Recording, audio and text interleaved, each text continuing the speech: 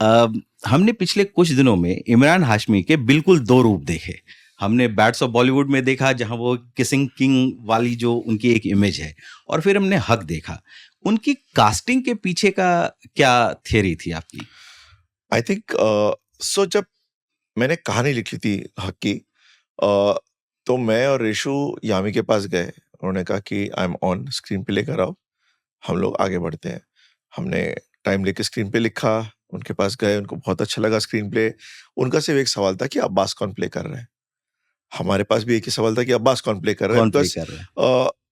अब्बास का किरदार हमने जिस तरह रचा और लिखा था, उसका बैलेंस होना बहुत जरूरी था, उसका समझा जाना बहुत जरूरी था। ब्लैक एंड व्हाइट्स में मैं यकीन नहीं रखता, एंड अब्बास के थ्रू मेरे को बहुत सारी चीजें कहनी थी।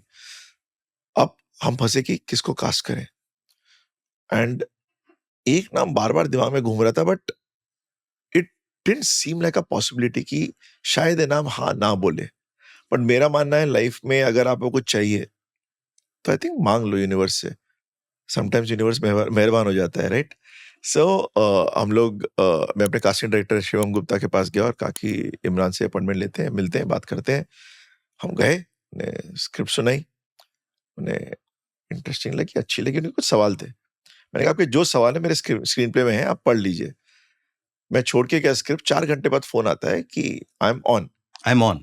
मुझे सिर्फ कुछ डाउट है कि लोग परसीव कैसे करेंगे। मैंने कहा उसके लिए मेरे पास 2 शब्द हैं आपके लिए, ट्रस्ट मी। और उसके बाद जो उन्होंने भरोसा किया, वो इतनी निडरता से किया कि एक वक्त तो ऐसा था कि मैं उनके कैरेक्टर को मतलब कुछ चीजें रोकना चाह रहा था, और उन्होंने कहा नहीं, मेरा कैरेक्टर तो ये करेगा, तू टेंशन मत ले, तू मुझसे करवाते जा, लोगों को समझाना मेरा काम है। एंड आई यहाँ मेरे पास एक ऐसे एक्टर थे who's at the height of his ability and he used his charm।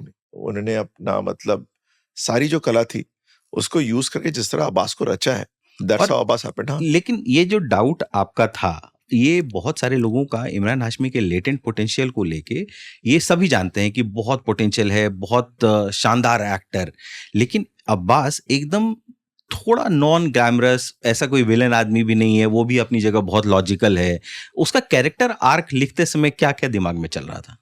I think ratio और मेरा दिमाग में हमेशा एक चीज रही है सबसे ज्यादा, कि हम किसी को किसी कलर में पेंट नहीं करना चाहते। रेशो ने पूछा था कि मेरा उद्देश्य क्या है फिल्म बनाने का। मैंने कहा मेरा उद्देश्य है, मुझे ऑडियंस के साथ एक कन्वर्सेशन करनी है, और कन्वर्सेशन के लिए आपको हर पहलू समझाना पड़ता है। जहां एज अ ऑडियंस आप अपना ओपिनियन बनाना शुरू करते हैं, आप अपनी एक छवि किसी किरदार के बारे में बनाना शुरू करते हैं, किसी विषय के बारे में सोचना शुरू करते हैं, एंड फिर कन्वर्सेशन चालू होता है, समटाइम्स आपके और फिल्म के बीच में, कभी आपस में ऑडियंसेस के। And I think that is the best and most healthy conversation, right? So जब हम शाजिया भी लिख रहे थे, फॉर एग्जाम्पल, शाजिया मेरे लिए is a character based on faith. Right. वो वक्त की नमाजी है, मौलवी की बेटी है, पढ़ी लिखी नहीं है लेकिन कुरान पढ़ा हुआ कुरान है, समझती है। और इतना समझती है कि मतलब जो लोग कुरान को कोट करते हैं वो उन्हें भी सुनाती है। और उनके साथ डिबेट में एक्चुअली अपर हैंड है अपर उसका। हैंड है उसका, बिकॉज उसका कोई एजेंडा नहीं है कुरान को लेके। कुरान उसके लिए उसकी किताब है, उसका रिलीजन है। मेरे लिए आई थिंक हर मजहब हर इंसान के लिए बहुत ही पर्सनल चीज होता है। वो आपके और आपके भगवान के बीच में है। आपका भगवान में मानना या ना मानना भी अपने आप में एक फेथ है, राइट? राइट। बड़े पर्सनल चीजें हैं।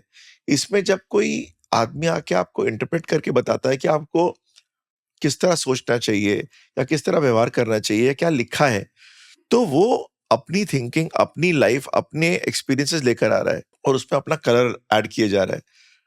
तो वो कलर तो वैसे ही बदलना शुरू हो गया।